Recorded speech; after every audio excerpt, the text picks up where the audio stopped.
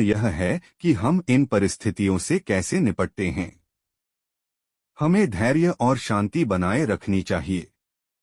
लीला ने पूछा, महात्मा, आप जीवन में क्या सीखे हैं?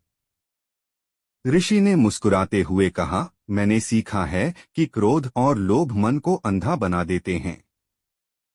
हमें इनसे दूर रहना चाहिए। हमें दूसरों की मदद करनी चाहिए और हमेशा सत्य का मार्ग अपनाना चाहिए। लीला ने कहा, महात्मा, आपकी बातें बहुत सार्थक हैं। मैं इन बातों को हमेशा याद रखूंगी। ऋषि ने कहा, लीला, याद रखो, ज्ञान केवल किताबों में नहीं मिलता है। यह जीवन के अनुभवों से भी सीखा जा सकता है। हर व्यक्ति के पास कुछ न कुछ।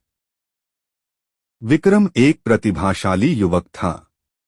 पढ़ाई में अव्वल, खेलों में दक्ष और कला में रुचि रखने वाला। लेकिन जीवन ने उसके साथ एक ऐसा खेल खेला कि वह धीरे धीरे खुद को ही भूलने लगा। सब कुछ एक दिन में ही बदल गया। एक सड़क दुर्घटना ने उसके माता पिता को छीन लिया। अकेलापन उसे घेरने लगा। घर जो कभी खुशियों का घर था, अब एक खालीपन सा लगने लगा। दोस्तों के साथ खेलने का मन नहीं करता था। पढ़ाई में मन नहीं लगता था। दुनिया से कटने लगा। दिन भर अपने कमरे में बंद रहता।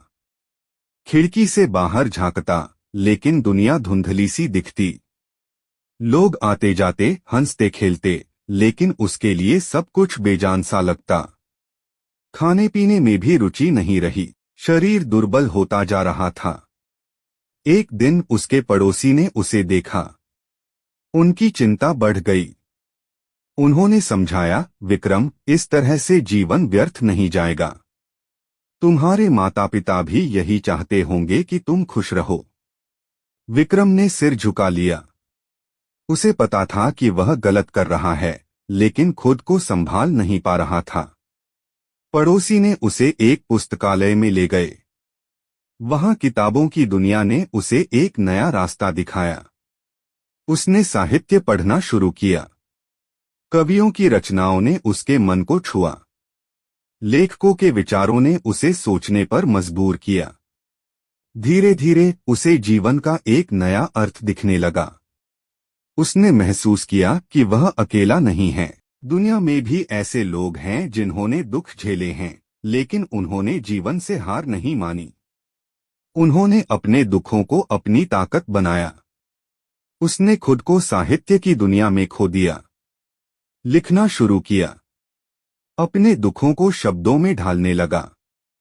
धीरे धीरे उसके अंदर एक नई ऊर्जा का संचार हुआ। उसने सोचा, मेरे माता पिता चाहते होंगे कि मैं कुछ करूं। मैं अपने जीवन को सार्थक बनाऊं। उसने एक साहित्यिक संस्था बनाई। युवाओं को लेखन के लिए प्रोत्साहित किया। उनकी प्रतिभा को निखारा। धीरे धीरे वह फिर से उसी विक्रम बन गया जो कभी हुआ करता था।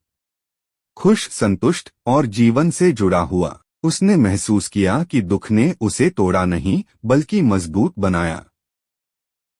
एक युवक सबको धोखा देने लगा, पत्नी समझाती है। एक कहानी जो हर किसी का समाधान निकालती थी और लोगों की मदद करती थी। गांव के लोग उसे बहुत सम्मान देते थे। एक दिन गांव में एक प्रसिद्ध ऋषि आए। उनका नाम था आनंद। ऋषि ने गांव में शांति और प्रसन्नता देखकर लीला की प्रशंसा की। उन्होंने कहा, हे लीला, तुमने इस गांव को बहुत खुशहाल बनाया है। तुम्हारी बुद्धि और करुणा से लोग बहुत लाभान्वित हुए हैं। लीला ने विनम्रता से कहा, महात्मा, यह मेरा कोई विशेष गुण नहीं है। एक सुंदर गांव में एक बुद्धिमान नारी रहती थी। उसका नाम था लीला। वह गांव की सभी समस्याओं। मैंने भी जीवन में बहुत संघर्ष किया है। मैंने देखा है कि दुख और सुख जीवन का हिस्सा है। हमें इन दोनों का सामना करने की शक्ति होनी चाहिए। ऋषि ने कहा, तुम्हारी बात सही है, लीला। जीवन में उतार चढ़ाव आते रहते हैं। महत्वपूर्ण